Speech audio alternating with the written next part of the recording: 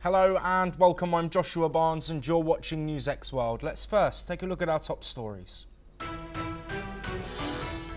NATO chief Mark Rutte says that more resources and forces are needed to be prepared to face any threat as he speaks ahead of a summit on Ukrainian military support. This comes as the Kremlin accuses Kyiv of continued attacks on civilian infrastructure while hinting at a third round of direct peace talks.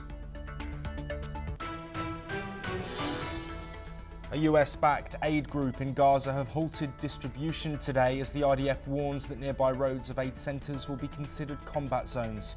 Meanwhile, 10 people have reportedly been killed in a strike on a school in Khan Yunis as the Red Cross chief tells the BBC that Gaza is worse than hell.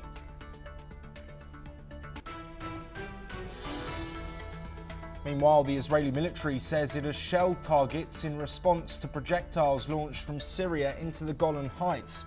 Israel's defense minister says Syria's leader is directly responsible, with reports of significant human and material losses by state media.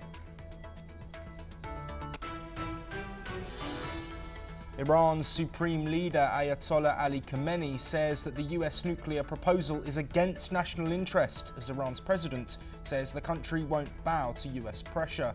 Several rounds of talks have come amid military threats from President Trump over failure to secure a deal. South Korea's new president Lee Jae-myung has pledged to turn the page on the recent martial law crisis and focus on revitalizing the nation's economy. Lee, who secured 49.4% of the vote, has appointed Kim Min-seok as Prime Minister, announcing a series of cabinet appointments as well. Taiwanese President Lai Ching-te says that the world will never forget the Tiananmen Square crackdown marking the 36th anniversary. On June the 4th, 1989, Chinese troops opened fire on a student-led protest, as Marco Rubio also praises the courage of those killed. China's Commerce Minister Wang Wentao has called on the World Trade Organization to strengthen supervision over unilateral tariffs. While in France for the WTO meeting, Wang also met with European Trade Commissioner Maros Sefcovic, while also holding frank talks with his Canadian counterparts. Meanwhile, the US tariff rate on most imported steel and aluminium has doubled to 50% after President Trump signed an executive order confirming the move. The United Kingdom are exempt from the tariff hike, though, due to a preliminary trade deal.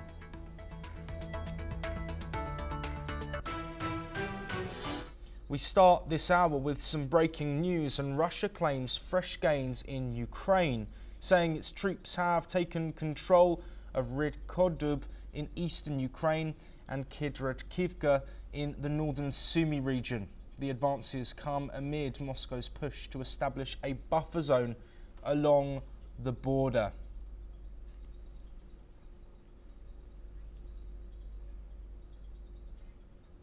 Well, after those updates, NATO's